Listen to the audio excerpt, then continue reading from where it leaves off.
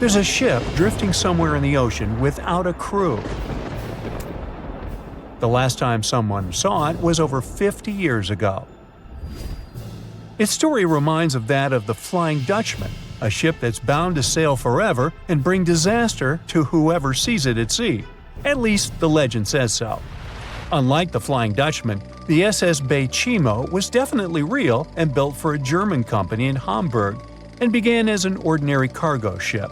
It was trading supplies between Hamburg and Sweden in the Baltic Sea starting from 1914. It had a strong steam engine and a hull made of steel. A few years later, it became British property. Then, in the 1920s, a Canadian company purchased it for around $18,000, a huge amount of money back then. The new owner, the Hudson's Bay Company, was actively using the ship for several years. They would often send it on voyages from its home port in Scotland to Siberia, Alaska, the Yukon, and the Northwest Territories. It also passed through the Panama Canal and even the Suez Canal, with fur pelts for sale on board. Sometimes it would also transport passengers. It had completed 9 successful voyages before this strip of good luck came to an end. Starting from the 1930s, SS Baychimo would have trouble with ice and storms. When it first got trapped in ice in October of 1931, some of the crew managed to escape to Alaska. 15 of 22 sailors decided to stay with their vessel and try to save it. They had furs and other valuable cargo worth around $58,000 aboard.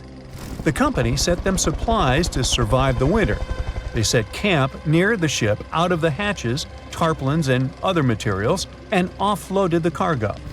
At the end of November, a blizzard rushed through the area, and it seemed like it had taken the ship with it. The ice platform had survived, but the ship broke free. Some of the crew members were sure it had sunk. But soon after, they heard from one of the locals who had spotted their ship around 45 miles away from their camp. The crew moved on with their lives, and the ship started its journey as a runaway vessel. People would spot SS Baychimo once a year or so, all the way until 1965. It was mostly spotted off the coast of Alaska. A man going to Nome with his sled dog, along with prospectors, explorers, and treasure hunters, all claimed to have seen SS Baychimo. Someone tried to board it and take it to port, but ended up stranded on it for days because of horrible weather. Others got luckier and managed to take a whaleboat, some furniture, and other valuables from the vessel. Those who got close to the ship saw that it was damaged and missing the propeller. Still, it stayed afloat without a crew for at least 38 years and became the longest sailing ghost ship in history. In 2006, the Alaskan authorities started a project to solve the mystery of this ghost ship of the Arctic and finally find SS Baychimo, either still above or below the water. So far, the project has not been a success. SS Baychimo remains one of the estimated 4,000 ships that have disappeared off Alaskan shores. If the legend of the 17th century isn't lying, this ghost ship could be sailing somewhere along the Flying Dutchman. It belonged to the Dutch East India Company. Its captain managed to do the impossible for that time and sailed from Holland to Indonesia in only 3 months. They said he was flying over the sea, and some evil tongues explained that he had made a deal with evil forces to achieve that. Once the ship was sailing back home, its captain and crew disappeared without a trace. There are many versions of what happened to it. One of the first ones said it had tried to enter port at the Cape of Good Hope, got in a terrible storm, and sank as there was no captain to save it. Another legend says the captain had refused to obey the skies to let the ship sink during the storm. A scary life form then struck the boat and the crew, and it was condemned to forever wander without rest. Many sailors claim to have spotted the wandering Dutchman. The Duke of York, who was to become King of England, mentioned having seen it in Australian waters. Right after spotting the ship, the man who saw it first fell from the top of the mast and didn't survive. There were more encounters with this legendary ship up to the middle of the 20th century. Ships would nearly collide with it as the Flying Dutchman jumped out of the blue.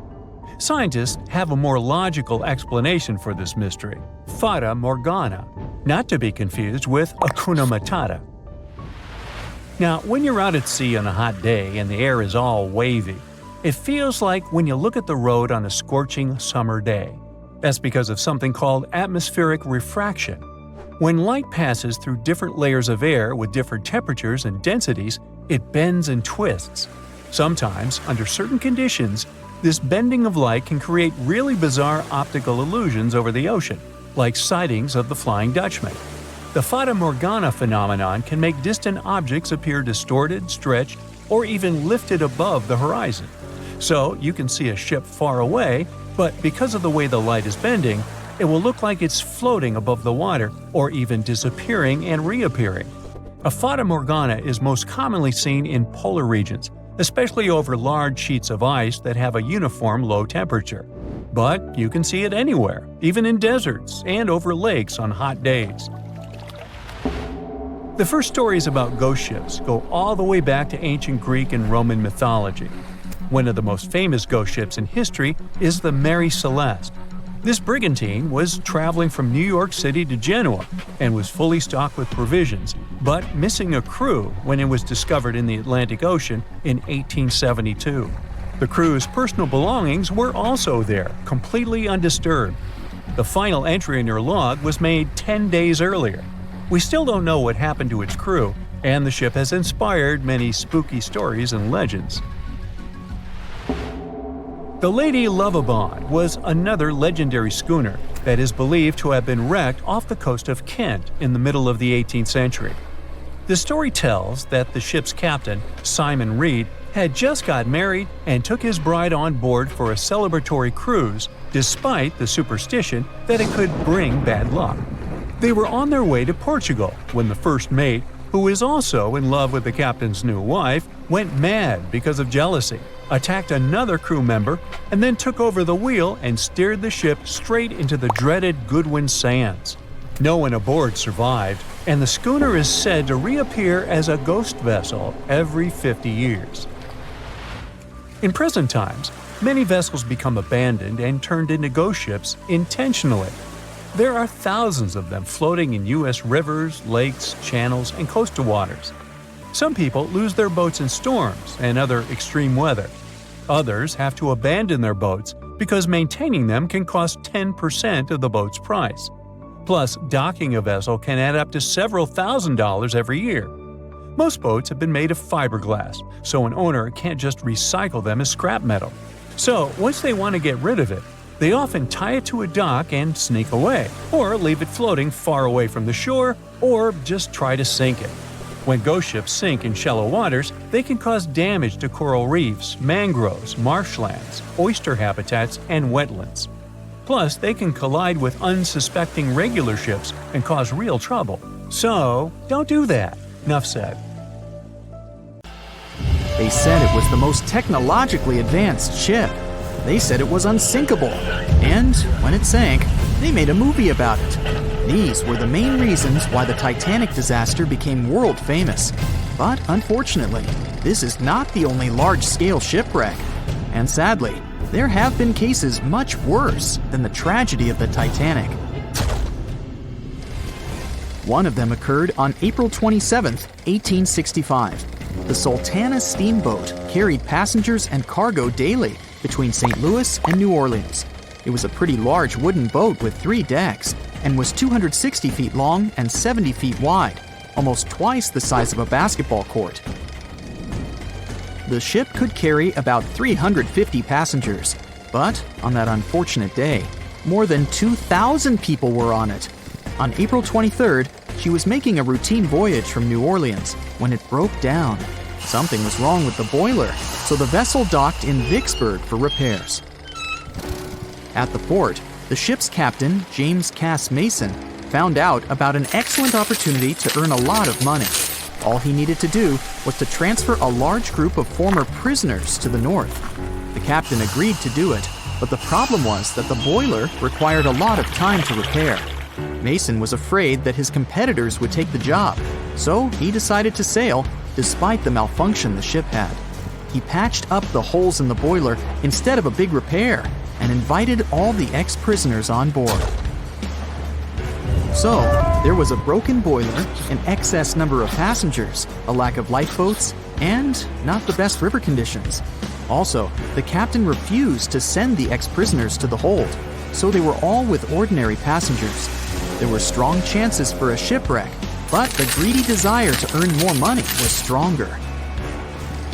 The Sultana went on a voyage and sailed up the river for 2 days. At this time, one of the biggest Mississippi floods in history began. The river overflowed its shores because of the flood, with the water level rising several feet. All the trees on the shore disappeared, and only the tops were sticking out of the water. The ship sailed opposite this powerful current, making the boiler work too hard. On the evening of April 26th, the Sultana arrived in Memphis, Tennessee, and they loaded even more, 120 tons of sugar and 200 passengers. She got incredibly heavy. Around midnight, the ship continued its dangerous journey. The captain sailed to barges to load a shipment of coal. At 1 a.m., the vessel left the barge. At 2 a.m., the broken boiler, unable to withstand the load, suddenly exploded. The Sultana was just 7 miles north of Memphis. Few people survived that day. The problem was that passengers trying to escape from the fire jumped into a cold river with a strong current. The Sultana disaster is considered the most tragic shipwreck in the history of the United States. The exact number of those who didn't survive is still unknown. According to various sources, this number was from 961 to 1,800 people. Don't be surprised that almost no one knows this story. There were many more survivors in the Titanic tragedy, and everybody heard about it. But the Sultana sank during one high-profile event. 12 days before the shipwreck, the country lost Abraham Lincoln. People hadn't yet recovered from this news, so no one paid much attention to the tragedy of the Sultana. Many catastrophes happened quite recently by historical standards. One of them occurred in 2002. The ferry Joola was a Senegalese vessel. The ferry sailed twice a week, mainly along the coast of Dakar, carrying passengers who traded mango and palm oil. It made daily voyages and never faced severe problems thanks to modern rescue equipment and good repair service. But one day, the ship's crew discovered a malfunction and sent the boat to port. For almost a year, Joola was in a non-working condition, awaiting repairs. But it didn't get high-quality service. After poor maintenance, the ferry set off on its last voyage. On September 26, 2002, Joola sailed between southern Senegal and Dakar, and at 11 p.m. headed toward Gambia, where a strong storm began. The wind raised high waves, but this wasn't critical for the large passenger ship unless the number of people on board didn't exceed the established norm.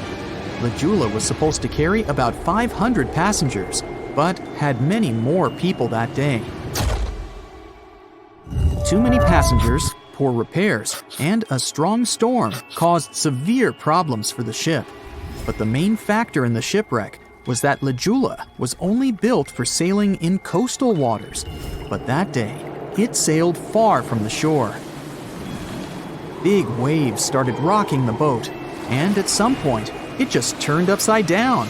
The ship's deck went underwater, and its lower part stuck above the surface like an iceberg. All the passengers sitting in cabins fell on the ceiling and lost their orientation in space. There were no holes or damage in the ship's hull, and water flooded the lower decks for a long time. The vessel stood in a twisted position for several hours. Then, the boat began to sink when the water seeped through the deck and hold. The ocean was warm, but no one came to save the passengers. People had to wait almost 4 days to be rescued. Unfortunately, only a few managed to survive. The Philippines is a very dangerous area for ships. This place consists of several thousand islands and a vast area with shallow water. Ships can run aground and damage the hull with reefs and pitfalls. On September 20th, 1987, one of the most terrible disasters in navigation history occurred there. A Philippine passenger ferry called Dona Paz left one of the islands and sailed toward Manila. The sun was shining, the ocean was calm, and the visibility was good. But for some reason, the crew members didn't notice how the tanker Vector was approaching them. The two ships collided at low speed. The collision wasn't strong, but the problem was that the Vector had tons of oil on board, and the Dona Paz crashed into the cargo hold where that oil was stored. So it spilled all over the ocean, and then a spark slipped through. Not only did the two ships catch fire, but also filled with water. Both ships sank in a matter of seconds. Only a few dozen people survived that disaster. On September 27, 1854, the passenger ship Arctic sailed from Liverpool to New York. The fog came rolling down, and visibility got really bad. Another boat appeared out of the thick white haze, the French steamer Vesta. The ships were close enough to each other that a collision was inevitable. The French vessel was smaller, so it seemed to the Arctic's captain that Vesta had received a lot of damage. And while he was staring at the other ship, his boat got quickly filled with water. The captain gave the order to sail to the shore as fast as possible, but the ship's engines stopped working because of the flood. Then the ship's crew started to lower lifeboats with women and kids.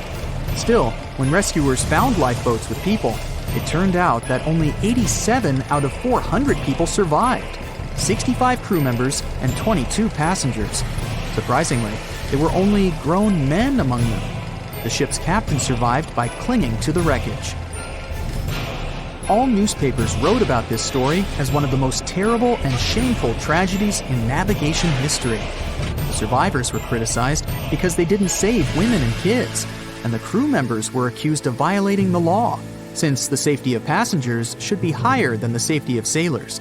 But despite this, none of them were brought to responsibility. Unfortunately, shipwrecks still occur to this day, but fortunately, there are fewer of them than before, thanks to modern navigation systems and radar. But no technology can guarantee there won't be a super strong storm or any other emergency that no one can foresee. The sea, this unrelenting water beast, has been defying all attempts to tame it for centuries. Many ships driven by the wind have gone through the harshest parts of the world. Some have survived the struggle with the sea, and many have come off second best. It's the year 1834. A ship called the Pilgrim is setting a course to sail from California to Boston. The journey will venture around South America and then past Cape Horn of Chile. Richard signs up as a merchant seaman aboard the Pilgrim. This is his first voyage at sea. The crew tells Richard stories of the Drake Passage off Cape Horn, a route that's legendary for its dangers. Countless ships and sailors have disappeared in those waters. Since Cape Horn's discovery in 1526, it's quickly become known to all those that have sailed around it as the ultimate test of any mariner's skill and of any ship's strength. Those that have survived the journey call Cape Horn a sailor's nightmare. Jack the helmsman, a salty veteran, steers the ship towards this most dangerous of all routes. Jack has been aboard the Pilgrim since it was first commissioned in 1825. He's passed by the Horn many times, each time learning a different lesson from the tests provided by the sea. The Pilgrim has been refitted since its past voyage a year ago. Richard values Jack's experience, given that it's his first journey at sea. Jack assures Richard of his confidence in the Pilgrim, even though it's just a small wooden brig with 2 masts. Jack's aware that wooden vessels are gradually becoming outdated, replaced by new steam-powered ships. But Jack prefers the maneuverability of the Pilgrim and would take it over the steel ships any day. Richard is excited to be aboard. There's so much to explore in life as a merchant seaman, but the guy struggles to acquire his sea legs on the boat. Forceful winds make the Pilgrim move faster, providing Richard with a quick introduction to life at sea. At the same time, nothing can prepare him for what is to be experienced at Cape Horn. It's the southernmost point of land before Antarctica. The gap between the icy continent and Cape Horn holds the infamous Drake Passage, approximately 700 miles between Cape Horn and the Antarctic Peninsula. Strong winds provide an uninterrupted, steadfast journey toward the Horn. But, as Jack tells Richard, the winds are more concentrated at the Drake Passage. They create a funneling effect, becoming stronger and more unpredictable. Richard is unsure of what this might mean for the Pilgrim, but understands that there's no easier route to travel around South America. A few days pass. The Pilgrim sails by the many islands that make up the western coast of Chile. Although the sea has been relatively calm, Richard continues to deal with his lack of sea legs. His movements are still not very graceful. The constant, ever-swaying deck rises and falls, and Richard finds it hard to get used to the motion. Random large waves hit the Pilgrim from every angle. The ship is quickly approaching Cape Horn. Richard looks towards great thunderous black clouds in the distance. "Welcome to the Horn," Jack says, half laughing. A wry smile upon his face soon disappears. The man gets serious, knowing what awaits them all. Stronger winds start blowing the sails as the crew scrambles to hang onto the ropes. Richard desperately sets to adjust the aft sails, adjusting for the constant change in strong southerly winds. Jack holds firm at the helm, knowing the importance of his role. He's wary of the swell. It can build very quickly the further south they travel. It's crucial the Pilgrim doesn't venture too close to the Horn when they approach. The great darkness that was in the distance is now all around them, filling the sky in every direction. Blackened clouds throw rain and hail down at the crew as they try to resist the enraged weather. Jack is directed by the captain at the helm, changing the direction of the vessel. The temperature has dropped significantly. Barely keeping the water from his eyes, he turns toward the port side bow to provide his face a brief break from the torment of the wind. Looking out into the distance, the man sees the Horn standing alone, surrounded by mist. It's a haunting sight. He steers the Pilgrim along the face of the Horn, the distance getting shorter. The waves shrink in height since the depths become shallower. But these waves are much steeper, and their angle can cause more damage to the wooden vessel. Jack's unsure how much of these waves the Pilgrim can take before the hull is breached. Richard, still posted at the aft sails, watches the water and icebergs floating by. He's unsure how large they actually are, since they're mostly hidden underwater. But he knows to alert Jack if any get too close. Just one iceberg hitting the Pilgrim will be all that the hull can withstand. Dutifully, he watches over the side and into the distance. Icebergs aren't the only thing to look out for. Rogue waves are common in these seas as well. The connecting Antarctic and Pacific Oceans, mixed with stormy weather, form waves together. This creates much larger rogue waves. Such waves have been known to reach up to 100 feet tall. They can destroy most vessels in their path. It'll surely be the end of the Pilgrim if it comes across a rogue wave. Strong currents adjust the route of the Pilgrim, as though the Horn is trying to lure the ship toward its rocky shallows. Slowly, they are getting pulled closer toward the Horn. Jack is fighting the current at the helm. Spinning the wheel, he strains his body as much as he can. Grunting, he plunges the wheel from the port side to starboard and back again. The captain keeps yelling directions. To a novice, they're extremely confusing. But Jack, a hardened veteran, continues to interpret the directions with ease, steering to readjust their course away from the Horn. The captain orders Richard to assess the hull below the decks. With the level of pounding the Drake Passage has provided so far, it's surely harmed the ship in some way. Richard runs to the deck as another sailor yells something at him, but the noise of the sea makes it difficult to hear. A wave hits the side, flowing onto the deck. Richard manages to hang on to the mast before he's almost swept overboard. The entire front deck seems to be underwater. Hanging on as the water rolls off the sides of the ship and waiting for it to clear, Richard watches the Horn slowly go past. Still, it beckons toward the Pilgrim, as though asking for its dues from the crew. The currents are still pulling the ship, while the storm is raging on, with no end of the struggle in sight. The storm is growing ever larger and fiercer. Richard gathers himself to head below and assess the damage. After a slow descent to the lower decks, Richard can finally look over the hull from the ship's quarters. There's no damage from what he can gather. But he's shocked by the depth of the water inside. It's now at waist depth.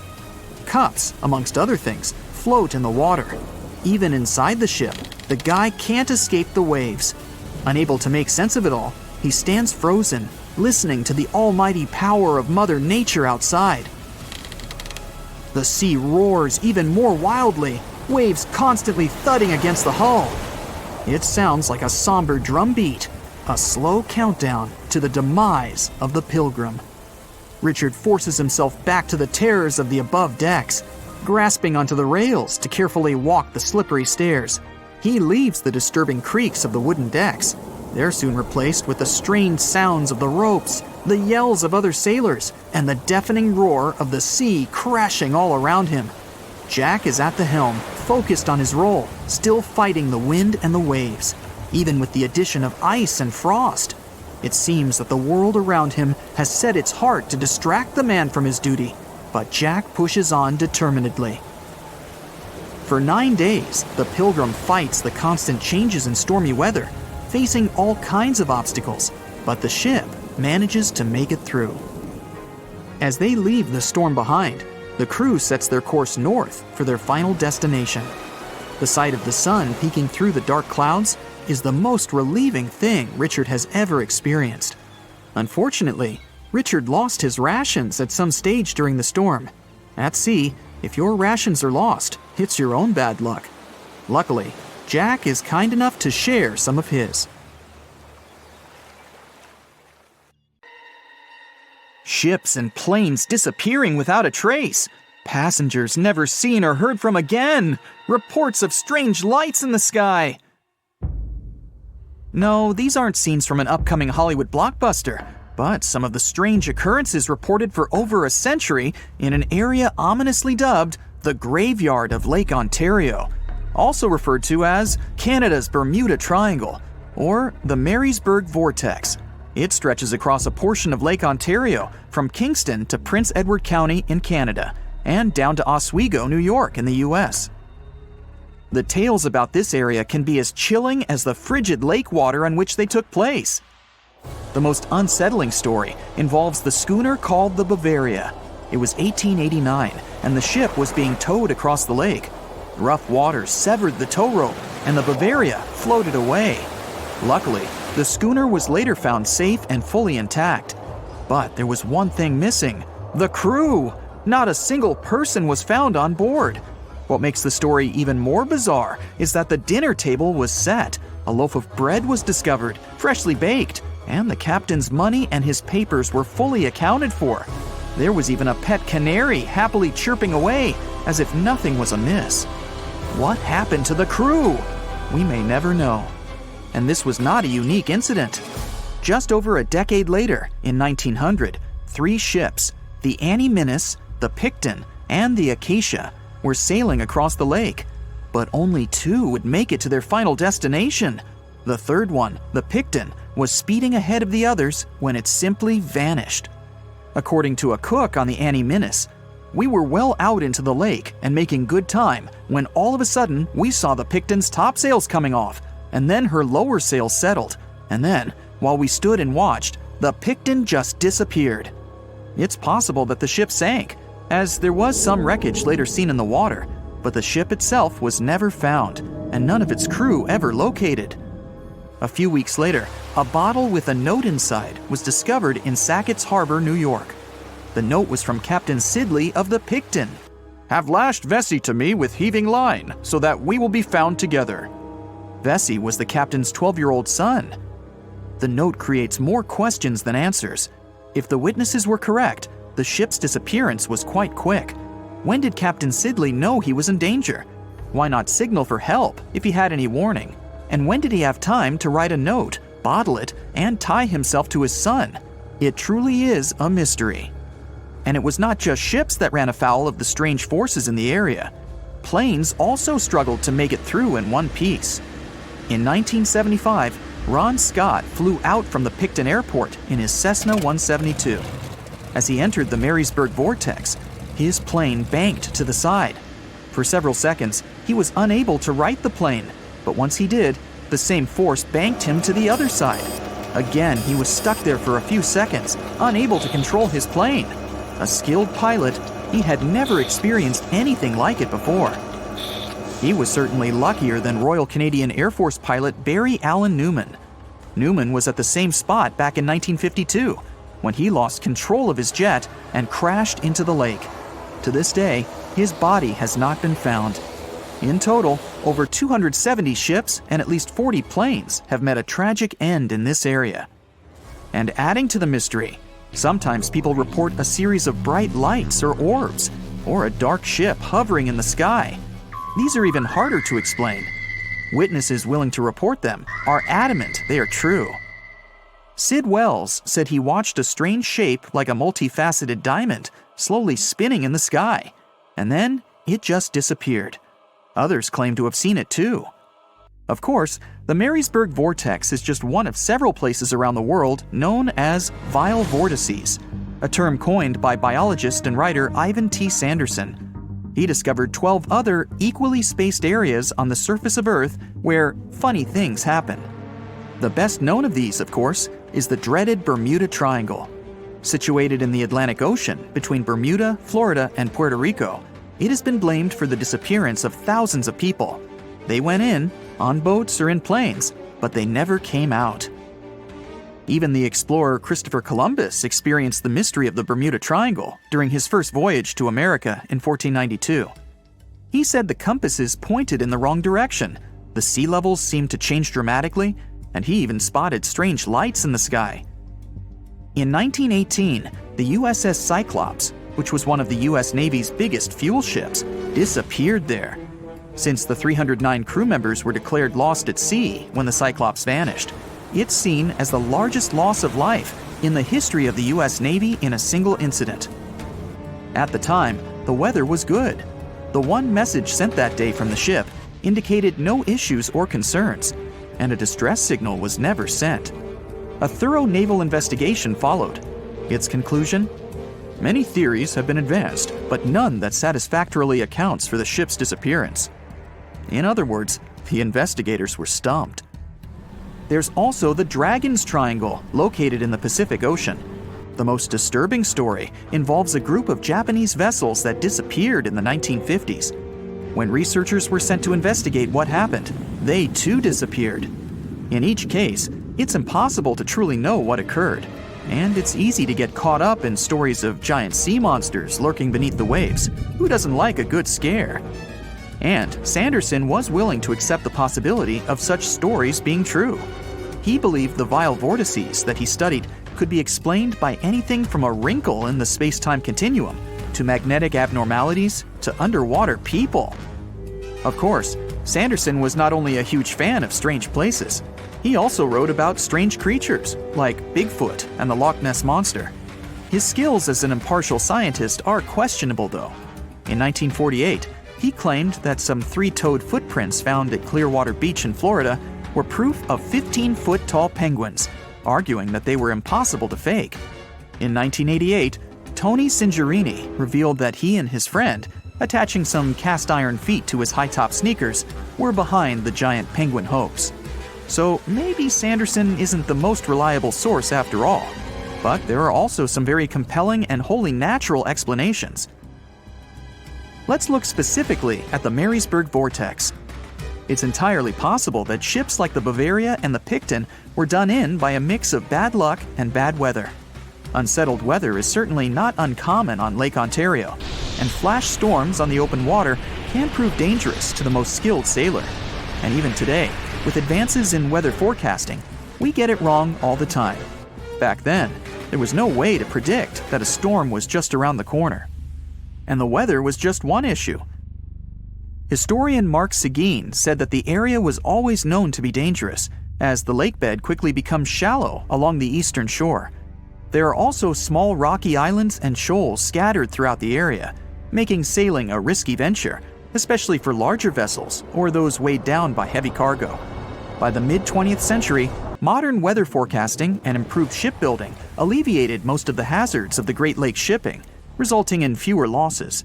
The last major shipwreck in any of the Great Lakes was that of the SS Edmund Fitzgerald, which sank off the coast of Lake Superior in 1975, with 29 crew members going down with it.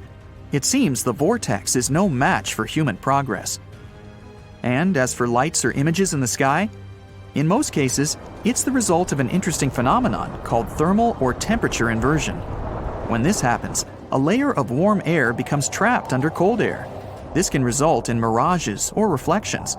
So, a light on the ground that is miles away can be reflected in the sky, giving the impression of a flying object. Other parts of the mystery may be solved with a little time. Lake Ontario's freshwater and frigid temperatures help preserve the ships and planes that came to rest there. As divers and researchers continue to explore the area, maybe we'll finally learn the fate of the Bavaria, the Picton, Captain Sidley, and his son. It's 2018. You get up early in the morning to go ashore and catch some fish. You come to the spot you were yesterday, throw the hook into the sea, and wait. The float is twitching. You've caught some fish, but hey, hello? Why aren't you doing anything? Right now, you don't care about the fish. You're looking at something in the distance. You open your mouth in surprise since you see a huge ship stuck on a shoal. It wasn't here yesterday, so it got here at night. Okay, it'll probably sail away sooner or later. You fish for a few more hours. During this time, you observe the ship and notice no movement there. Is it empty? Boats and the Coastal Service are sailing from the shore to the vessel. You decide to check it out too. You get in your old boat and go there. The mist descends to the water, making the ship look creepy. The colossal vessel is rusty and empty. But where is the whole crew? And how did it get there? The Coast Guard comes on board. They search the hold, the cabins, and the upper deck. There's someone's stuff, some remnants of food supplies, notebooks, and clothes. Everything suggests the crew has disappeared for some reason. Fishers who noticed the vessel first didn't see anyone coming down from the board. No radio signals were sent to the port, and no one reported about the ship. It appeared here from nowhere. The only chance to get any information is to look at the number and name of the vessel. This is Sam Ratulangi, PB 1600. The Coast Guard checks the information, studies the data of all the country's ships, and no way. One company built the boat in 2001 in Indonesia. People used it to transport heavy loads across the seas around Asia. The ship had been properly operating for 8 years. People were delivering industrial goods to different points in the region, but something went wrong. In 2009, Sam Ratulangi was sailing near the coast of Taiwan, and that's it. There were no further records about it. There were no reports in any port. Everyone thought it must have drowned, so no one had been looking for it for years. And then, 9 years later, it appears here, big and rusty, off the coast of Myanmar, without sailors, without fuel. An investigation starts.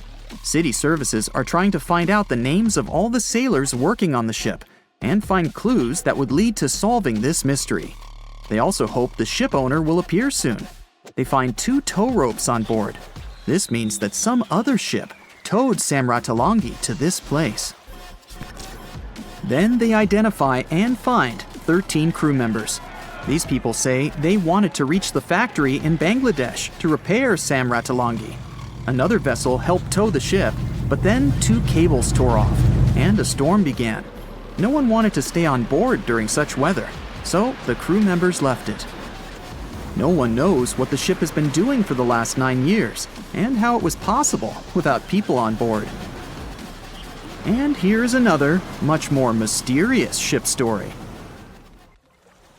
On February 16, 2020, locals found a large cargo ship stuck on a rocky shore off the coast of an Irish village. The boat looked rusty, with holes in the hull and rotten parts. People hadn't seen this vessel the day before, so it appeared there at night.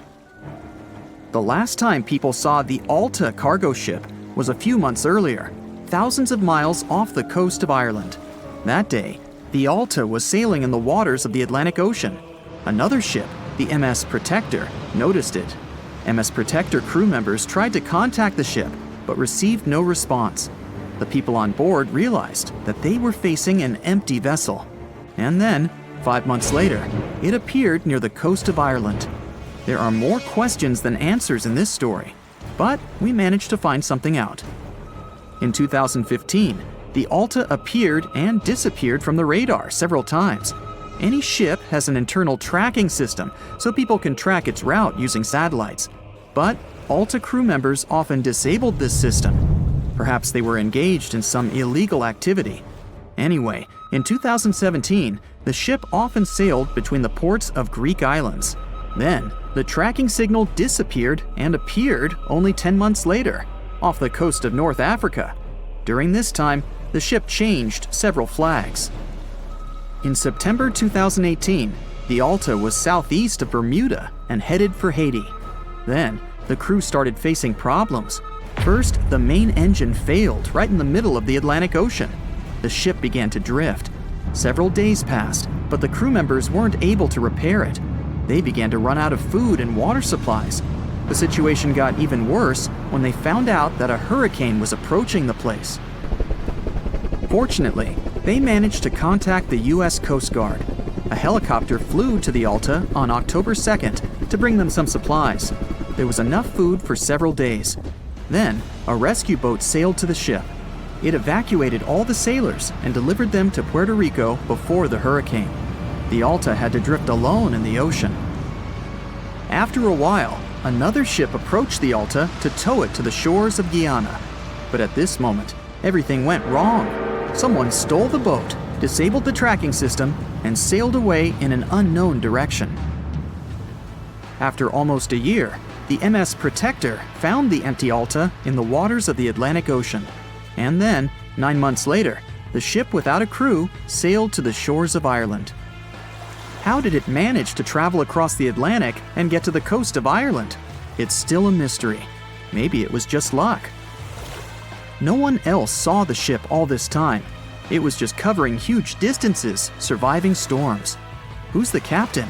What happened to the thieves? Who owns the ship now? One day, someone called the village administration and introduced themselves as the vessel owner. But that unknown person didn't provide any evidence. They found several barrels of oil on the ship, which they took away by helicopter. The Alta was rusting. Corrosion of metal could damage the environment. The vessel had no commercial value, yet it would have taken millions to get rid of it. There were 3 options for what to do: leave the ship where it was, tow it into the sea and let it sink, or disassemble it for scrap. But nature had its own plans. Storms and strong waves split the hull into 2 parts. The Alta was drifting without a crew in the waters of the Atlantic Ocean for about 2 years. But this is nothing compared to a ship that was traveling for 38 years. The record belongs to the SS Baychimo. It was a merchant vessel owned by some trading company. In 1931, the ship found itself on the ice off the coast of Alaska. Its movement slowed down. A thick layer of ice blocked the ship, and a strong storm only made the situation worse. The blizzard was so intense that the crew members couldn't see anything but a white veil in front of their eyes. Sailing any further was impossible. The team had to wait for the storm to end. They waited for a day, 2, 3 days. A week had passed, but the snowstorm was only getting stronger. Then, one day, it grew weaker. The crew members split into 2 teams. The first team went to the nearest city. The second group, along with the captain, stayed on board. They set up camp next to the ship and waited for the blizzard, which had started again, to end. There was 0 visibility. And finally, one day, the storm was over. Great! And now, wait a minute. But where is the ship? The SS Baychimo just disappeared during the blizzard. The captain was sure that the ship had sunk, so he left along with the crew. Then, a week later, they saw the vessel drifting near the area where they had lost it. The hull was damaged so severely that it was unsafe to sail on it. Repairing the ship would be pointless and expensive. so the captain decided to abandon it. He was sure that it would go underwater sooner or later, but it stayed afloat for the next few days, the next few months, and a few years. People had reported seeing it at various points along the coast of Alaska for 38 years. The last record of the SS Baychimo is dated 1969. Those who saw it claimed the ship was completely frozen, almost merged with the ice. Some people planned to start an expedition to find the ship, but all attempts were unsuccessful. The vessel is probably lying somewhere on the deep sea floor. It has recently become a popular location for many tourists looking for the perfect place to get away from it all. If you're lucky enough to catch a sunny day here, it's like no other, I can assure you. Chances are, you'll end up having loads of foggy days, but let's be honest, they have a special allure of their own. This enchanting smile-shaped island is called Sable Island. It's located 190 miles from mainland Nova Scotia. It wasn't accessible to the general public until 2013. That's when it was added to the list of National Parks of Canada. You can get here either by plane or by water. But what's so enchanting about this place anyway? There must be something since the yearly tourist count is growing every year. Firstly, there's a spectacular number of wild horses here. There are between 200 and 500 horses roaming free all over the island. There's also a large population of gray seals. The place is also the only breeding location of a rare bird species called the Ipswich sparrow. If you're already considering a trip here, there are some things you need to know first. Remember that fog I mentioned earlier? Well, it turns out that Sable Island is the foggiest place in the Canadian Maritimes. I'm talking about approximately 127 foggy days each year. During such days, Sable Island literally disappears underneath a thick layer of fog. You won't be able to explore the place on your own either. The local regulations state that visitors need to travel within a group, and they also need to keep a 197-foot distance from the wildlife they can encounter here. As charming as this place may be, it holds a dark secret hidden beneath the sandy dunes, and it has nothing to do with beautiful creatures living here or the island's unique vegetation. Apart from being known from its horses and seals, Sable Island is infamous for an overwhelming number of shipwrecks. Over the years, about 350 ships have ended their lives here, on these sandbars. When survivors described their experiences, they usually mentioned harsh weather conditions near this mysterious island. The island also made its way into literature when it was described in a book called The Perfect Storm, which was written by Sebastian Junger and published in 1997. The book was so successful that it was later adapted for the big screen in 2000, with George Clooney playing the leading role. The first recorded shipwreck near Sable Island dates back to 1583. The boat was named the HMS Delight and was under the command of British adventurer and explorer Sir Humphrey Gilbert. Only 17 people managed to survive the catastrophe by escaping in a small boat. Records mention that they spent 7 days at sea before reaching the shores of Newfoundland. In 1884, another vessel named the Nicosia struggled in the thick fog as well. The ship was completely destroyed, but fortunately, all 18 crew members managed to survive. The captain's son was almost lost at sea when a lifeboat capsized when he was climbing into it. He somehow managed to stay underneath the lifeboat, which was completely submerged. When this lifeboat righted, he eventually emerged from the water and was rescued for the second time. The years between 1947 and 1999 were relatively quiet on the island. In 1999, though, a yacht called the Merrimack ran aground near the shore of the island at about 2 a.m. on July 27th. The 40-foot fiberglass boat had a crew of only 3 people. Natural gas exploration workers, who were luckily not far away, rescued them. The crew managed to fly safely to Halifax the next day. The owner of the Merrimack tried to recover his boat by hiring local fishermen. Unfortunately, this operation was unsuccessful, since only the fittings of the yacht were eventually saved. It took no more than 6 weeks for the sand and waves to crush and completely break up the hull of the Merrimack. So what is it about this place that's so dangerous for boats? Does it have anything to do with the weather? Or maybe there's other forces at play? The explanation turns out to be a bit more complex, and it wasn't easy to figure out, at least not way back in the 1500s. First of all, the island is located close to one of the world's richest fishing grounds.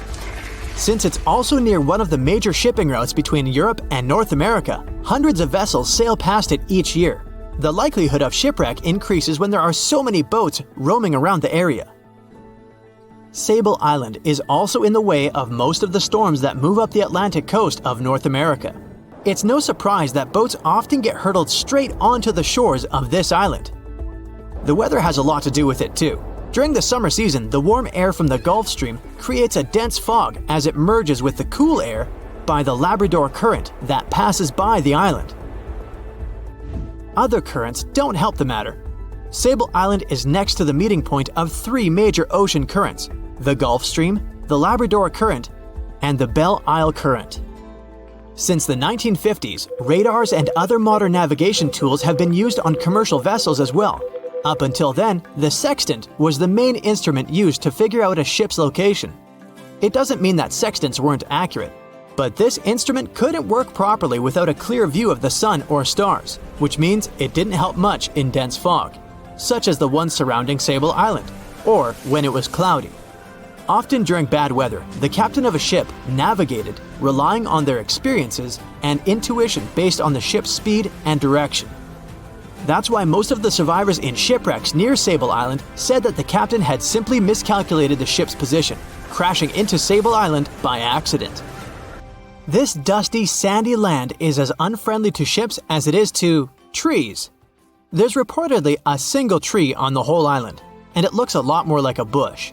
It's actually a pine tree. And since the famous island horses don't see it as much of a food source, it somehow managed to survive. Reports say that the tree was planted back in the 1950s. Local authorities were trying to grow a forest on the island to make it a bit more welcoming. They've planted tens of thousands of trees over the years, more than 69,000 evergreens, 600 fruit trees, and about 55 pounds of pine seeds, along with other plants which could survive the conditions on the island. But they were no match for the extreme weather and sandy soil. Out of all those plants, just one pine tree is still alive. Thanks to its resistance, it has even become a symbol of Sable Island. Interestingly, for around 40 years, the island also had just one inhabitant. Can you imagine that? One person living on a remote island for so many decades? It's the story of a woman called Zoe Lucas. She chose to surround herself with the only residents on the island: the horses, the gray seals, and the many species of birds. An esteemed naturalist, she mentioned in an interview she gave back in 2017 that she was used to living on the island and that she never got lonely. To survive here, she had to put together an essentials kit. It included a notebook to take notes and a pair of binoculars to study the wildlife. You can safely assume she wasn't scared of the intimidating surroundings, since she decided to eventually call this place home. At first, Zoe wanted to set up camp on one end of the island, near some abandoned buildings. But eventually, she settled in a wooden house near a bunch of sand dunes. A Canadian institution called the Meteorological Service of Canada put together the simple construction back in the 1940s. Parks Canada operates the building these days. Zoe's work included gathering as much data on the local horse population as possible. It could help scientists better understand how they managed to adapt to the unfriendly environment. She also helped gather the debris that made it to the shore to help track pollution levels. Among all the rubbish that she collected, there was a refrigerator and a crate full of fresh peppers. Some other specialists eventually started working rotating shifts on Sable Island to offer the brave woman a little bit of company now and then. April 1912 marked one of the most terrible tragedies in the history of the world. The most unsinkable vessel, the pinnacle of engineering at that time, the huge Titanic, sank. On that dark, moonless night, the ship had many chances to save its passengers. There was another ship just a few miles away that could have saved the Titanic, but it didn't. It wasn't a phantom ship, and it's not some legend or a theory. This is a documented reality. There are records and witnesses' statements confirming this. But why didn't this ship help? Let's find out what happened that night by looking at these events from 3 different points of view. Let's start with the Titanic version. 11:30 p.m. The moon hides behind black clouds. Visibility is bad. Everything is calm on the Titanic. Under the captain's guidance, the communications operator stays in touch with the mainland through the radio. At this moment, some stranger breaks into the frequency, interrupting the operator's communication. It's unclear what this strange man wants and what he's talking about. The operator doesn't try to figure it out. He shouts at the guy, demanding him to disconnect. The connection is interrupted. At 11:40 p.m., the Titanic crashes into an iceberg. The ice breaks the hull. Water begins to flood the lower decks. Nobody is panicking yet. 20 minutes later, at midnight, the ship's crew sends a distress signal through the radio frequency. Few people understand how bad the situation really is. After 20 minutes, at 12:20 a.m., they start lowering lifeboats with passengers. At 12:25 a.m., they receive a response to the distress signal. This is RMS Carpathia. Their captain reports they're already sailing at maximum speed towards the Titanic. But the problem is that the crash site is 58 miles away. This means Carpathia will only be here in 4 hours. At 12:45 a.m., the sinking ship's crew release rockets into the air. These flares are one of the main reasons for the terrible fate of many passengers, but more on that later. 90 minutes later, the Titanic's deck breaks and the ship dives underwater. At 4:10 a.m., the Carpathia finally arrives at the shipwreck location. The crew members make heroic efforts to save all the people. They take 705 survivors on board. At this moment, another ship appears. It's SS Californian. The Carpathia sails towards the New York coast with all the people. The Californian floats in search of passengers and finds nothing but wreckage. The ship was only a few miles away while the Titanic sank into the icy water. The Californian could have saved these people, but did nothing. Its captain, Stanley Lord, made one of the most terrible acts that a sailor can allow. He didn't help a sinking ship. When the world found out about all this, they detested Captain Lord. They couldn't bring charges against him, and the trial didn't punish him. But his career was ruined entirely, as no other ship company would hire him. Despite this, he never confessed he had been guilty. Before he passed away, the captain said it hadn't been his fault. If this was true, then what happened there? This brings us to the Californian version. It's the night of April 14th. The Californian is sailing in the cold waters of the North Atlantic. The ship gets into a section with a lot of icebergs. At 10:10 p.m., Captain Lord stops the ship. It's too dangerous to move around this area, as they can damage the hull. At 11 p.m., the ship starts drifting. It's impossible to move in such conditions with such poor visibility. The captain knows that the Titanic is coming here, so he orders the radio operator to warn the ship about the danger. Radio operator Evans turns on the receiver and tries to contact the Titanic. He spends about 30 minutes on it. The connection is finally established. At this moment, the Titanic radio operator is speaking with the mainland. Evans interrupts this conversation and tries to warn the ship about icebergs. The operator doesn't understand Evans' words. He's annoyed because Evans broke into the channel so brazenly. He shouts at Evans and cuts the connection. Tired, Evans turns off the receiver and informs his superiors about the incident. It's still a mystery how the captain reacted to this news. He probably thought the Titanic knew about the danger. He lets Evans go to bed. If Evans hadn't turned off the radio and waited 1 hour, he would have heard a distress signal from the Titanic. But you shouldn't blame him. At this point, he has no official reason to stay at the transmitter. Evans is too exhausted and can't fight drowsiness. So, Evans goes to bed. The Titanic begins to sink. Its captain sends a distress signal. The operator on board the Carpathia catches it, but the Californian doesn't, since the receiver is turned off. Captain Lord can't sleep. He feels that something is wrong. Meanwhile, the Titanic is rapidly sinking under the water.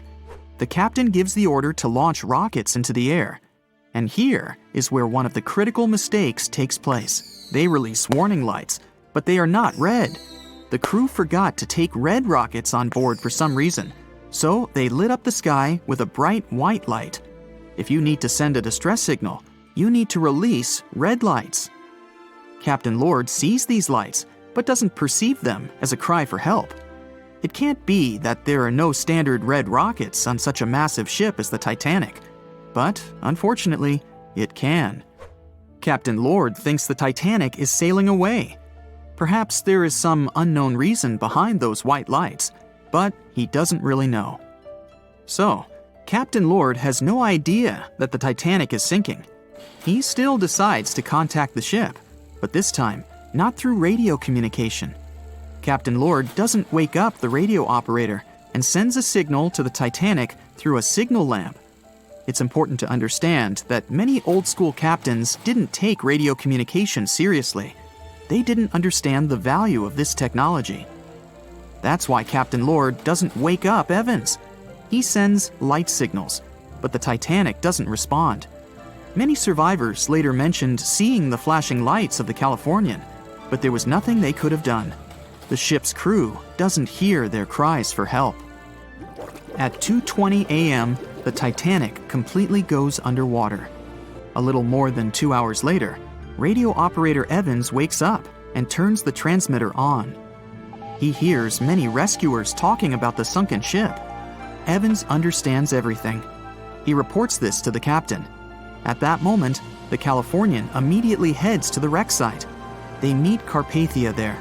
With the survivors on board, it sails towards New York. The Californian stays sailing and looking for people. They find nothing but wreckage. The Californian returns to the mainland. The news about the ship that could have saved the Titanic is spreading all over the country. The trial begins. Captain Stanley Lord and the crew tell their version. They say their ship had been standing still. Many people don't believe them, and some of the surviving passengers claim to have seen the Californian sailing by. Still, the judge declares them innocent. 1962. Captain Stanley Lord is a very old man. He calls a notary to confess something. The captain makes his last remark about this case. He swears he's not guilty. But if it wasn't the Californian sailing past the Titanic at that moment, then what? The Samson theory could answer that question for us. The sealing ship Samson is sailing in the cold waters of the North Atlantic. The crew aren't sleeping. They carefully study the surroundings, but not because they're afraid of icebergs. They're scared of meeting with the U.S. Coast Guard. The Samson ship's crew catch seals, which is illegal.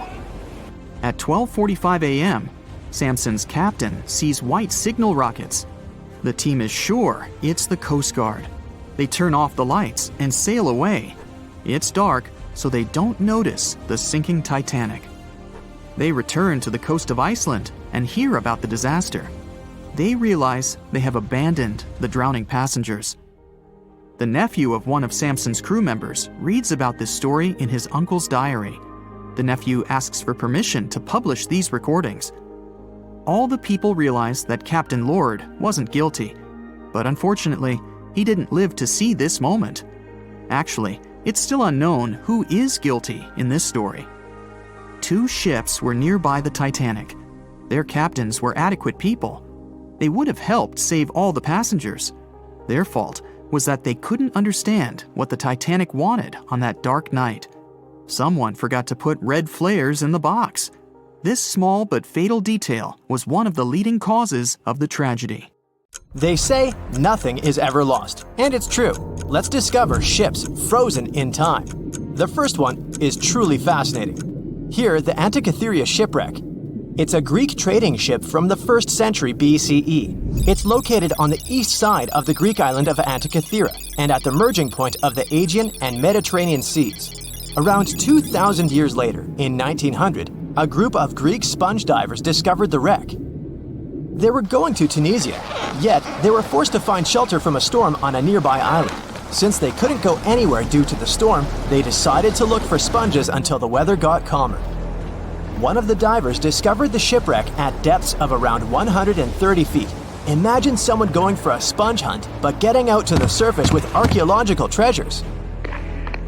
The captain of the sponge boat talked to the Greek officials about what they had found. The officials sent 2 ships to the wreckage. The salvage operation was successful, and discoveries are now in Greece's National Archaeological Museum in Athens. The findings included 3 life-sized marble horses, jewelry, coins, and hundreds of works of art, including a 7-foot-tall Colossus statue of Hercules. Among these treasures, Antikythera ephebe, a bronze statue of a young man, caught more attention.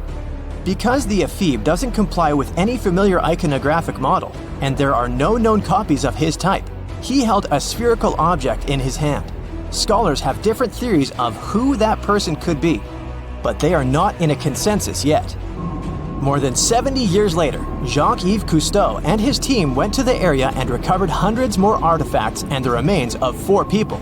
Interestingly, they discovered a complex set of interlocking gears, capable of predicting the movement of the sun, moon, and several planets. The mechanism can also show the times of solar and lunar eclipses years into the future. Think of this Antikythera mechanism as an early computer calendar, to plan significant events like agricultural activities, religious rituals, and Olympic Games. These artifacts found in the Antikythera wreckage are some of the most important findings in modern archaeology. Just the Antikythera mechanism itself has changed our perception of the limits of ancient technology. The mechanism has a sophisticated design and was made over 1,000 years ago. After all these amazing discoveries, experts believe that the wreckage site has remained largely unexplored, and is mostly because of its location and the landscape of the seafloor on which the ship rests. The wreck is too deep for scuba divers but too shallow to use something like a submersible. A survey made on the seafloor in 2012 showed evidence of a second wreck about 800 feet to the south. It's clear that this area has a lot to offer humanity. What would happen if those sponge hunters didn't go to the area? Scientists found a shipwreck in Antarctica at the bottom of the Weddell Sea 107 years after it sank. The name of the ship was Endurance, and it was the lost vessel of Antarctic explorer Sir Ernest Shackleton. Scientists who laid eyes on it decades later say it is among the greatest undiscovered shipwrecks ever. That is why they filmed the whole discovery. The video shows the remains of the Endurance and proves it is still in remarkable condition. It has been sitting in 10,000 feet of water for over a century, yet it looks like it sank very recently. So the story goes like this. The ship was crushed by ice and sank in 1915. Shackleton and his crewmates had to escape by themselves in small lifeboats. From then on, it was all about survival. Shackleton imagined to get his crew to safety. Then, the ship sank. Yes, this is a pretty impressive story. But why did scientists prize this ship? Firstly, Shackleton's Imperial Trans-Antarctic Expedition sailed to make the first land crossing of Antarctica. Yes, the crew was trapped in ice, but the intention was important. Secondly, it's about the challenge itself of finding the shipwreck. The Weddell Sea is almost always covered in thick sea ice. The same ice that made the Endurance sink. Getting near the presumed sinking location is super hard, let alone being able to conduct research. Experts of the modern expedition team foresaw the time when the lowest extent of Antarctic sea ice would come using satellite images. They realized that the weather was in their favor to start an expedition. Dr. John Shears said that they have successfully completed the world's most difficult shipwreck search, fighting against constantly shifting sea ice, blizzards, and temperatures decreasing to -0.4 degrees Fahrenheit. Yeesh, I can't imagine the worst conditions in Antarctica if these conditions are in their favor. Lastly, look at this. It's timbers. They're very much intact. Plus, you can read the ship's name. It's still visible. Marine archaeologist Menson Bound says that this is the finest wooden shipwreck he has ever discovered. He has 50 years of career experience, so I believe the guy. So how come the wood is not rotten? Dr. Michelle Taylor, a deep-sea polar biologist, said that there has been little wood deterioration because the wood-munching animals are not in this forest-free region of Antarctica. Workers of a coal mine in East Serbia discovered 3 shipwrecks that had been there for at least 1,300 years. The largest shipwreck is an ancient Roman fleet. It's around 50 feet long with a flat bottom. It's estimated that the ship could carry a crew of 30 to 35 people. Looking at its hull, you can see the marks of repairs.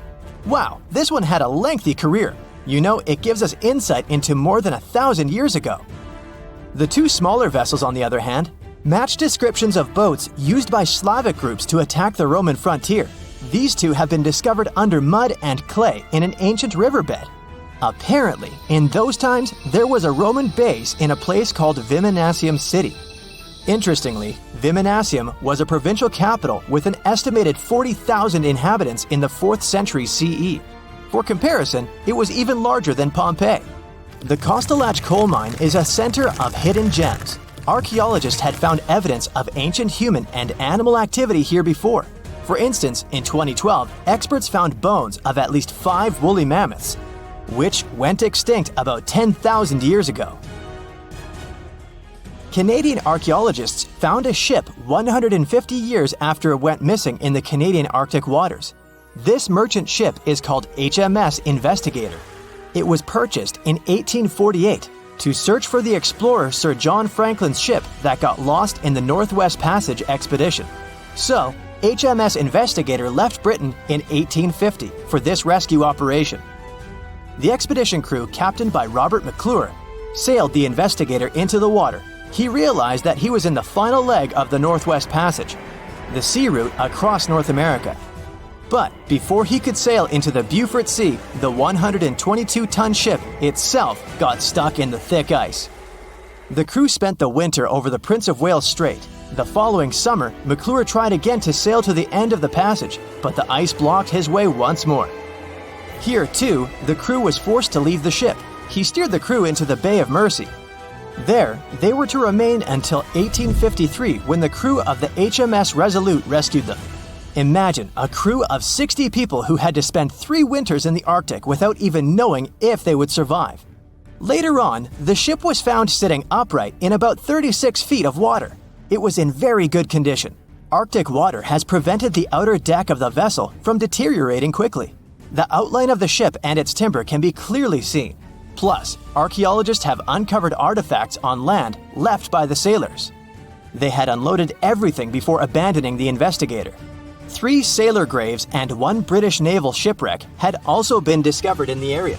I wonder what else they could find there. Thick fog is rising over the ocean as the sun is slowly sinking towards the horizon. It's hard to see further away than a few dozen feet, but that's enough to notice a hulking, skeletal shape in the distance. As your ship approaches the figure, your heart beats faster, and then you make out the details of another vessel, abandoned by the looks of it. Ghost ships do exist, and their mysteries aren't always solved. Take MV Alta, for example. It was a wooden vessel built in 1931 as a luxury yacht.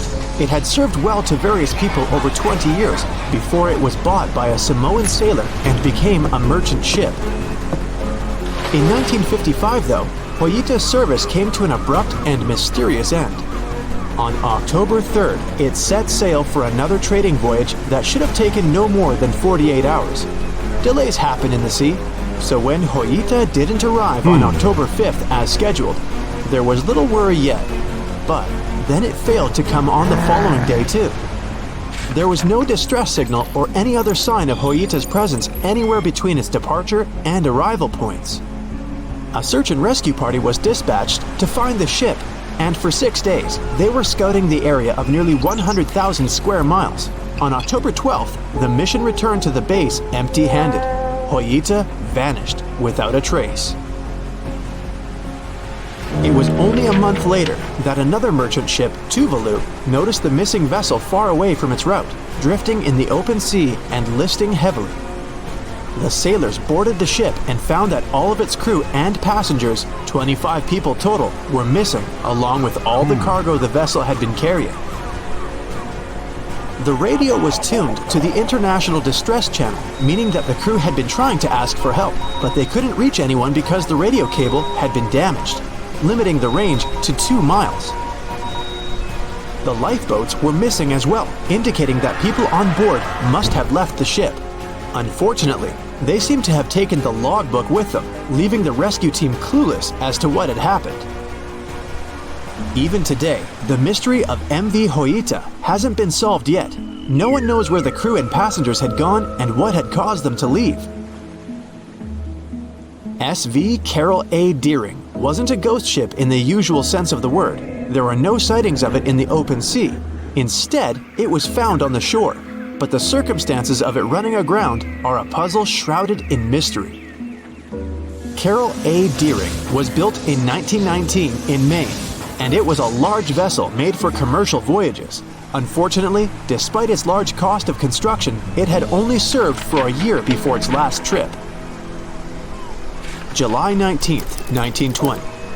The ship was traveling from Puerto Rico to Rio de Janeiro via Newport News to deliver a cargo of coal. It was almost halfway to the final destination when the captain fell seriously ill, and the crew turned back to drop him and his son off and replace the captain. The voyage went without incident, but when it came to Barbados in December to resupply, there were strange moods among the crew. The first mate didn't seem to be happy with the new captain. No one paid much attention to it back then, when they probably should have. The last sighting of Carol A. Deering at sea was on January 28, 1921, when a lightship noticed it off the coast of North Carolina. There was some commotion on the quarterdeck of the ship, where the crew were normally not allowed. Then, another vessel sighted it, but there was already no one on the decks. On January 31st, the merchant ship was found hard aground in the Diamond Shoals, a site notorious for numerous shipwrecks that had been occupying there for centuries. When the search and rescue party boarded the ship, they found it abandoned, the log and personal belongings of the crew gone, along with the 2 lifeboats. There is still no answer to what happened on board of Carol A. Deering that January, although the most popular version was mutiny. Maybe we'll never find out the truth though. SS Baychimo is perhaps one of the most notable ghost ships in history. This large cargo steamer was built in 1914 in Sweden and plodded its way dutifully over 16 years, trading provisions for pelts with native tribes of Alaska and Canada. But then, on October 1st, 1931, Baychimo got caught in pack ice. At first, it seemed the crew would be able to wait it out and continue on their route because the ship broke free in a couple of days. But in less than a week, it became caught again, this time for good. In another week, a rescue party was sent to fetch 22 of the Baychimo's crew, while another 15 remained behind to wait through the winter if necessary and get the ship back.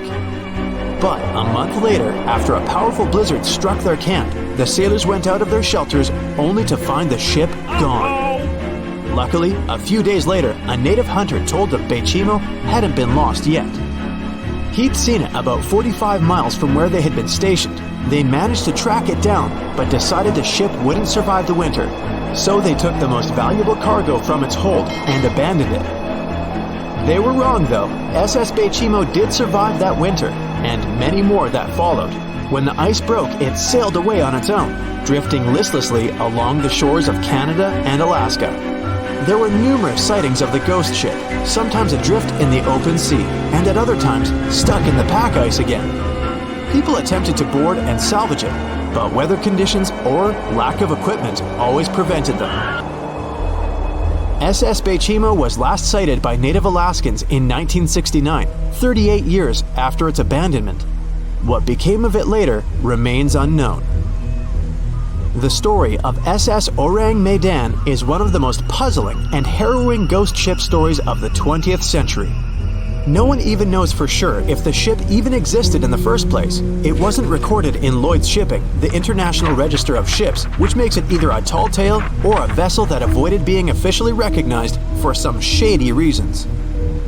In any case, the accounts as to what happened to the Medan vary. According to most reports, it was carrying some unknown cargo in the Indonesian waters when a distress call was received by another ship in the vicinity.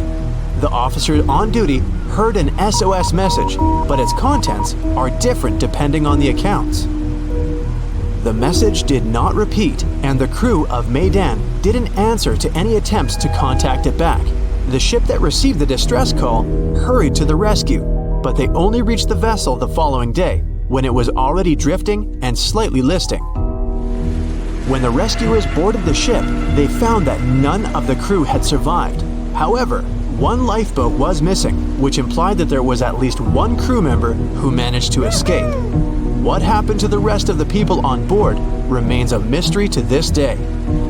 Still, there are no hard facts about this story, so we might never find out whether SS Ourang Medan was actually a ship and not a thing of fiction.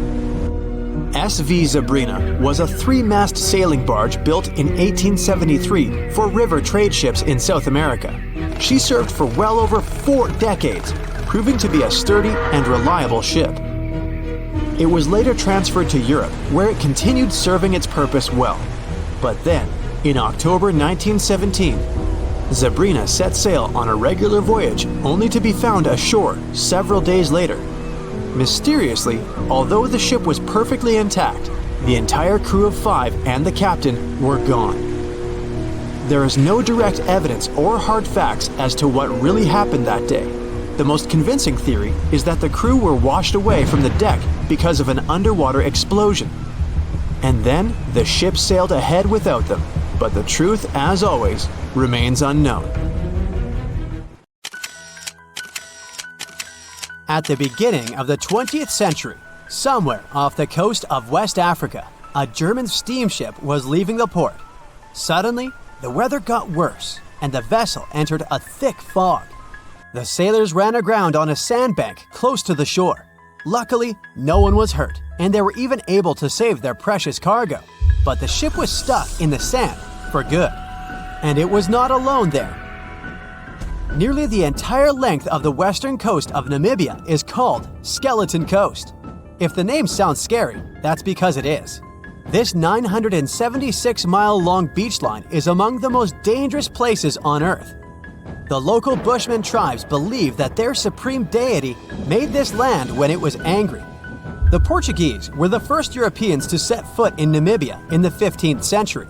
And yep, they didn't like Skeleton Coast either. Portuguese explorers thought this land presented the gates to the underworld. This is the place where the Namib Desert meets the Atlantic Ocean. It might be dangerous, but it's actually beautiful. Plus, it's a UNESCO World Heritage Site. If Skeleton Coast had a PR manager, they would quit on the first day on the job. The area is not exactly tourist-friendly because of its geography and history. Beneath the sand and the waves, there is a secret ocean currently lurking for unsuspecting sailors. It's called Benguela Current. It flows towards the north along the coast of southern Africa. This part of the Atlantic is rich in marine life, but the current's land neighbor isn't that happy with the deal. This arid climate created the Namib Desert, one of the driest regions on Earth. And that marine life I just mentioned? It's sharks. 11 species of them to be exact. And yes, the great white decides to pop by once in a while. So far, we've got a desert landscape, strong currents, and sharks. Not a place for a beachside resort, definitely. But if someone ends up on Skeleton Coast, will they know they're in danger? Don't worry, they will. The beach is littered with wrecks of all sizes and shapes. If you remember that German ship I mentioned in the very beginning, its massive and rusted stern is now sticking out from the desert sand. There are some 500 wrecks in total scattered along the coast, and it's a mixed crowd, from Portuguese galleons centuries old to ships that ran ashore here in the 21st century. A modern fishing ship called Zela India managed to slip from its tow rope in 2008 and ended up on Skeleton Coast. Okay, it didn't escape on its own, it had some help from the elements. But it's better to be a tourist attraction on a beach than to be broken up for scrap. That's where the trawler was originally going, poor thing. Skeleton Coast's most famous inhabitant, to call it such a place, is the wreck of the Dunedin Star. The British cargo liner ran aground here in 1942. The massive rescue operation that followed reveals why it's so dangerous for sailors to end up here. The rescuers managed to save all of the crew and passengers, but at a heavy price. An aircraft and a tugboat were lost in the process. It took the last of the rescuers a full 2 months to return home to Cape Town. Why, you might wonder? One look at the map of the region reveals the reason. It's an endless sea of yellow, which is the sand. There are so few roads here, so Skeleton Coast is hard to reach by land. There are also legal obstacles. You need a special permit to drive into the area. But the skeletons in the name of the area don't only refer to ships, they also stand for animal bones. Most of these belong to whales and seals. Many animals have adapted to the area, so lions and hyenas roam the coastline in search of a meal. Yeah, now there are hungry lions as well, as if those sharks weren't enough. Other animals with a temporary residence on Skeleton Coast include elephants, cheetahs, leopards, and giraffes. In 1971, the Namibian authorities established a national park here, but except for surfers, after an adrenaline rush, they don't get many visitors. You can understand why. The Namib Desert is the oldest desert in the world, and it's not very tourist-friendly either. Those who travel to the region should pack sunscreen and a warm winter jacket. A weird combo, right? Well, not so much when you think that during the day, temperatures soar over 110 degrees Fahrenheit. At night, the air temperature drops below freezing. What a climate roller coaster! And that's not the final danger. Yep, there's more. Remember how that German ship got lost in thick fog? Yeah, it wasn't a one-off event. Because of the region's climate, fog shows up frequently. Sailors should cover their ears now, but this fog is actually good for wildlife. This is their only source of water in the Namib Desert. Reptiles and mammals have adapted to the harsh climate. They use as little water as possible. Shifting sands, thick fog, strong currents, lions, and sharks. Not the stuff you would put in a tourist booklet, but Skeleton Coast isn't the only beach on Earth you wouldn't want to spend your vacation on. I will take you to Cape Tribulation in Australia. The area covers some 48 square miles in the northwestern part of the continent. And no, the area is not as dry as Skeleton Coast. It's part of the Daintree rainforest. You could say that here, it is the rainforest, not the desert that meets the ocean. The beach at Cape Tribulation is straight from a postcard. But looks can be deceiving. Australia? Probably sharks. No, crocodiles are out here to get you if you decide to go for a dip in the sea. There are saltwater crocodiles that the locals call salties. Well, that's a cute nickname for such a dangerous reptile. And it's not just them. The wildlife seems to have a beef with visitors. From October to June, the waters around Cape Tribulation are full of box jellyfish. Their venom affects the human cardiovascular system. When touched by a jellyfish out at sea, swimmers won't have enough time to reach land for help. Vinegar helps neutralize the sting, so you might want to keep a spare bottle in your luggage. Crocodiles and jellyfish sound dangerous, but there's one more animal you should look after. It's the wild boar. It might sound funny, but you won't laugh when you're being chased by one of these across the beach. 21 million wild boars live in Australia. They're mostly active at night, making it even more dangerous if they charge at you. The best defense is running in circles. Wild boars can't cut corners well. That's probably why we don't see many of them taking up careers as race drivers.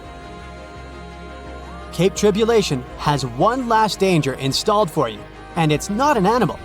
Out here, even the trees are plotting against visitors. The stinging tree got its name for a reason. If you try to pick one of its beautiful red berries, it'll fight back. Its prickles are like tiny glass shards. The less than pleasant effect on your skin will last for a month. Then there is this wait a while bush. Who keeps naming them like this? This long vine has spikes that grab hold and just don't let go. They are so strong they can pull a human off a horse. You'll have to wait for someone to come by and save you from this thorny grabber. If you are about to cross this Australian beach from the vacation list, hold on for a second. Tourism is booming here. The local authorities have restricted access to all of the danger zones. Visitors go swimming in dreamy water holes that are surrounded by lush vegetation. There are even ropes to swing from. Now, that's a beach you can finally relax.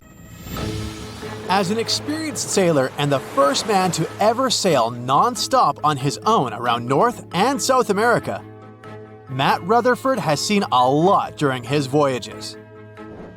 But what he saw in 2013 while sailing through the waters of the Atlantic with his colleague surely stands out. some 800 miles off the coast of Bermuda, not far away from the famous Bermuda Triangle, they noticed a boat that seemed to be moving by itself. The sails weren't up and the motor wasn't running. The sailors decided to check if there was someone who needed their help aboard, so they moved closer to the mysterious ship. Once they got there, things only got weirder, as they realized there wasn't a living soul aboard. Rutherford started filming to document their discovery. The boat looked so awfully abandoned that they expected to find some pretty scary things in there. But it didn't stop Rutherford from searching the vessel. The boat, which turned out to be named Wolfhound, looked like an upscale one, probably costing hundreds of thousands of dollars. It was pretty weird to find it floating by itself in the middle of the ocean. It seemed like whoever abandoned it was leaving in a rush. There were clothes and other personal belongings all over the main cabin. Some parts of the ceiling had fallen and some drawers had popped open. The brave sailors decided to tow the ghost ship back to Bermuda. It wasn't easy because Wolfhound was bigger and heavier than their boat. After days at sea, the crew was running low on fuel and asked a passing freighter to stop and give them some gas. They kept pulling Wolfhound until the tow line got wrapped around the rudder and they realized they could get stranded in the Bermuda Triangle. So they had to abandon the ship. What really happened and how Wolfhound ended up in the middle of the ocean will probably remain a mystery. Rumor has it that it belonged to a member of the Royal Irish Yacht Club. The ship was going on its first voyage from Connecticut to Bermuda and then Antigua. It got in a terrible storm around 400 miles away from Delaware. The winds were so strong that the yacht suffered 2 knockdowns. A Greek cargo ship rescued the crew. They left the ship with an emergency beacon on. The rescued crew members shared that they saw the ship sink, which only adds more questions to the story. How did it get back to the surface? Does the Bermuda Triangle have anything to do with that? Christopher Columbus himself reported some unusual compass activity going on in this mysterious area while he was on his way to the New World. Despite the stories of more than 50 ships and 20 planes disappearing in the area, it remains one of the most heavily traveled shipping routes in the world. Some skeptics believe that this fact solves the Bermuda Triangle mystery. It could make sense because the busier the area, the more accidents happen there. But then again, it's not the number of disappearances that makes the place so mysterious. It's the lack of explanation and wreckage lost for good. The first ever confirmed ship to vanish in the Bermuda Triangle was the USS Pickering. In 1800, it departed from the US on its way to the West Indies. The ship sailed into the Bermuda Triangle along with its 90-man crew. No one ever heard anything from them ever since. The popular explanation is that the ship was taken out by a storm. But because no one found any wreckage, we'll never know for sure.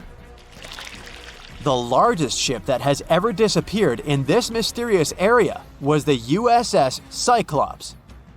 In March 1918, carrying a crew of 306 people, the USS Cyclops left Barbados and headed home to Baltimore.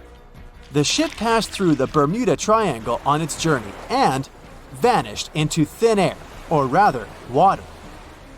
The Cyclops never sent any distress signal and disappeared without any explanation or trace. The Bermuda Triangle isn't the only place in the world where ships go missing or mysteriously resurface. One of the most famous ghost ship stories would be of SS Baychimo. The large cargo steamer was built in Sweden. On October 1st, 1931, it got caught in pack ice. The crew decided to wait it out and managed to break free after a couple of days, only to get trapped again in less than a week. This time, they didn't manage to make it out. A rescue team went by air to save 22 of the crew members. 15 other members stayed in a wooden shelter they built not far away from the ship. Their plan was to wait out the winter and get back aboard. At the end of November, a strong blizzard was rushing through the area. When it was over, Baychimo seemed to have gone away with the storm. The captain decided it must have broken and sunk, but a few days later, a local hunter informed them that he had seen the ship around 45 miles away from their camp. The crew managed to find the ship and took the most valuable cargo from its hold. They had fears that Baychimo wouldn't live through that rough water, but it did manage to survive after all. Once the ice was gone, it floated away and ended up drifting along the shores of Canada and Alaska. Many people reported seeing the ghost ship in an open sea. Some even tried to board it to save the ship, but the weather didn't allow it to happen. The last time someone saw SS Baychimo was in 1969, 38 years after its crew had left it. It could still be drifting somewhere in the ocean. The story of MV Alta happened in the South Pacific. The ship was originally a wooden luxury yacht. After serving for 20 years to various owners, it became a merchant ship. In 1959, it set on a trading voyage that was supposed to last around 2 days. When it didn't reach its destination on time, no one was worried at first as things happen in the open waters. After another day, and no distress signals from the Alta, it was obvious that something serious was going on with it. There were 25 people aboard, and their families wanted to find them. A search and rescue crew worked for 6 days looking for the ship, or at least its wreckage, in an area of nearly 100,000 square miles. That's 1.5 times as big as Florida. Sadly, the mission had come back with no results. It seemed like Alta had disappeared without a trace. A month later, another merchant ship noticed Alta drifting in the ocean, miles and miles away from its original route, and none of the crew members or passengers were on board. The cargo had also disappeared. The lifeboats were also gone, so the people must have escaped the ship hoping to save themselves. It turned out that the crew had been trying to get help as they tuned the radio to the International Distress Channel. But the damaged cable didn't let them send the signal any further than 2 miles. It also looked like when they were leaving the ship, the crew took the logbook with them, and we still don't know what exactly happened to Alta. Family members of those who were on board are still looking for answers. One professor claims it must have been a corroded pipe that leaked and flooded the vessel, but we'll most likely never know for sure. In the Pacific Ocean, near Japan, there is an area nicknamed the Devil's Sea. It's believed to be one of the 12 vile vortices around the Earth. Some people claim that vile vortices have weird things going on in them because the pull of the planet's electromagnetic waves is stronger there than anywhere else. The most famous ship that disappeared in the area was a fishery patrol vessel in 1952. The ship went there to investigate the vessels that went missing previously and disappeared along with 31 crew members. Scientists who don't believe it was a mysterious disappearance blame the underwater volcano eruption for what happened. Strange things occur in the cold waters of Antarctica. One of these things happened to a ship called Jenny. It was a small schooner whose history began in 1822. The boat and its crew set sail and disappeared a year later. For 18 years, the ship was considered sunk. People forgot about it, but in 1840, the vessel reminded the world of itself. That year, the whaling ship Hope sailed through the Drake Channel in Antarctica.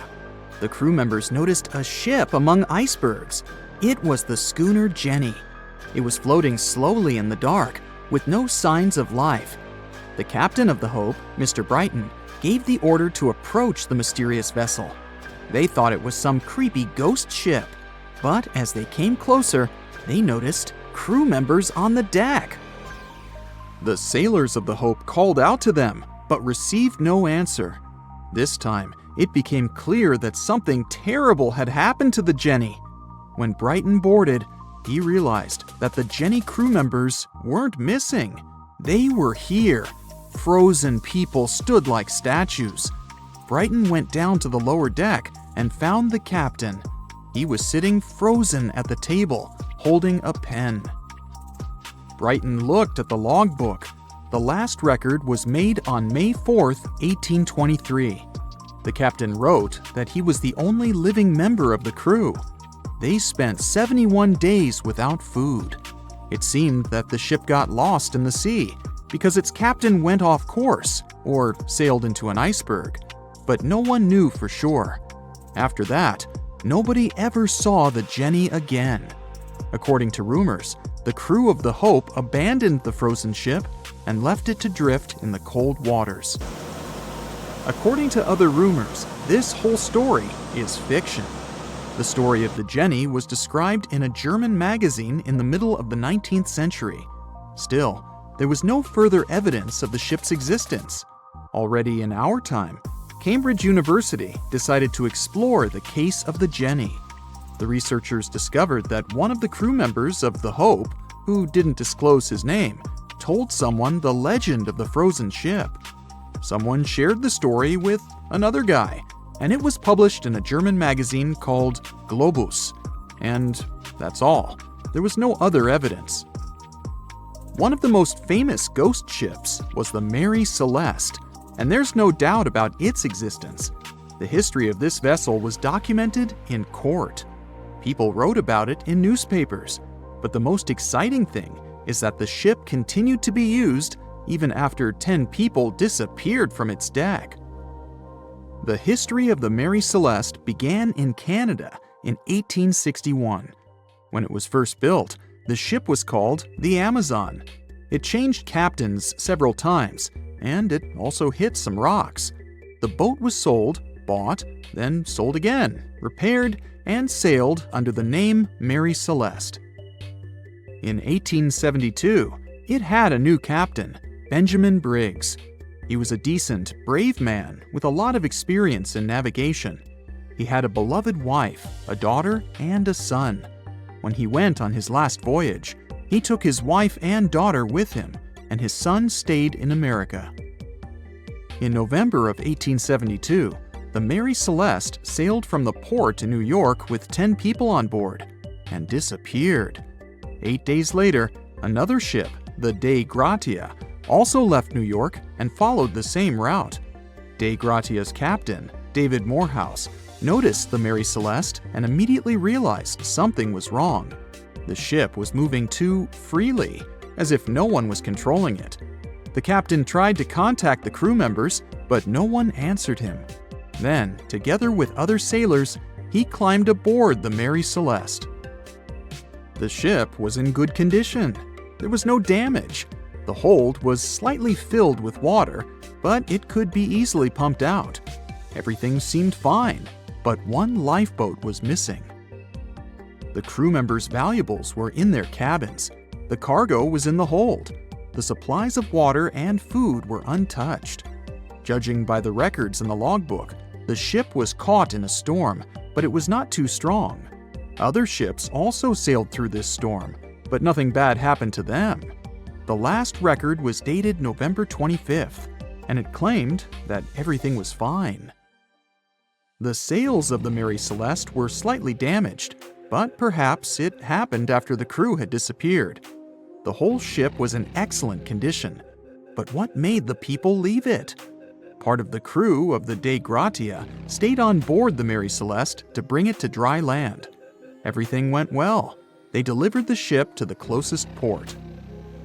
Next, the captain of the Dei Gratia appeared before the court and told about what had happened. However, the prosecutor and the judge didn't want to believe in the story of the Mary Celeste. They were sure the captain got rid of the ship's crew to get money for its cargo. According to the maritime laws of that time, if you found a ghost ship with valuable cargo, then a substantial part of this cargo belonged to you. So, many people thought that David Morehouse decided to earn some money. This version seemed to be more valid than the one about the mysterious disappearance of 10 people. Fortunately, no one accused the captain of committing a crime. They thanked him for his service and gave him a monetary reward. However, his reputation was damaged, which greatly affected his career, as many believed he attacked the crew of the Mary Celeste. But even after this terrible case, trial, and investigation, the story was not over. The Mary Celeste was still an expensive and efficient vessel. It sailed several times, but then one captain crashed it into the reefs to get insurance. The court revealed this deception and accused the captain of intentional property damage. The story of the Mary Celeste became famous all over the world. People began to build their theories, realistic and not. Someone believed the ship had sailed through the Bermuda Triangle, but this version was quickly refuted, as the route of the Mary Celeste passed thousands of miles away from the Bermuda region. Did the Kraken or another giant monster attack the ship? Nope. Since the boat was found in almost perfect condition, there were no signs of a struggle. One of the most popular versions was that the crew of the Mary Celeste stole some valuable cargo and sailed to Spain on the rescue boat. However, those who knew Captain Benjamin Briggs said he was a good, honest man. Besides, he had a son in New York, and Briggs would never leave him. A more thorough investigation revealed that a series of accidental circumstances could have caused the disappearance of the ship's crew. Before its last voyage, the vessel delivered coal. Perhaps the pump intended for pumping water got clogged with coal after that, and when the ship got into a storm, the hold filled with water and the pump broke. The captain couldn't understand the amount of water because numerous barrels in the cargo hold blocked the view. Benjamin Briggs assumed it was dangerous to stay on the ship during a storm, so he evacuated with the passengers on a lifeboat.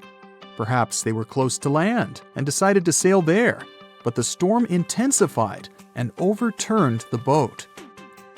Also, one record in the log journal said that the chronometer was faulty. It was a device that helped to determine your location at sea using longitude. Briggs got lost and didn't know which way to sail. The storm was strong, and he couldn't determine whether the ship would sink. Perhaps Briggs decided to leave the ship in a rescue boat when he saw the coast of the Azores. The uniqueness of this ghost ship case is that, unlike many others, you can investigate it yourself. There's a lot of information about the Mary Celeste on the internet. There are documentaries and research articles. Perhaps you'll be able to notice something that others haven't seen and solve the mystery of the disappearance of 10 people.